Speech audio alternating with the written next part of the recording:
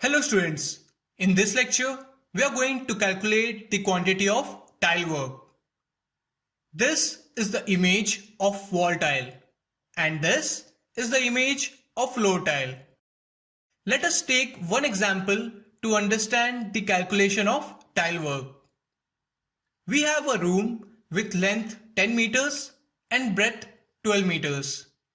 Area of room is equal to 120 square meters. Let us take size of one tile as 0.6 cross 0.6 meters. Area of one tile is equal to 0.36 square meters. Now, number of tiles required for total area of room is equal to total room area divided by area of single tile, which is equal to 333 tiles.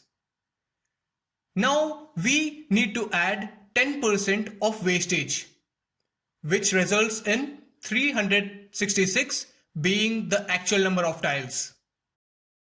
Here are some standard size of wall tiles for your reference. In this lecture, we learned to calculate the number of tiles required for tile work.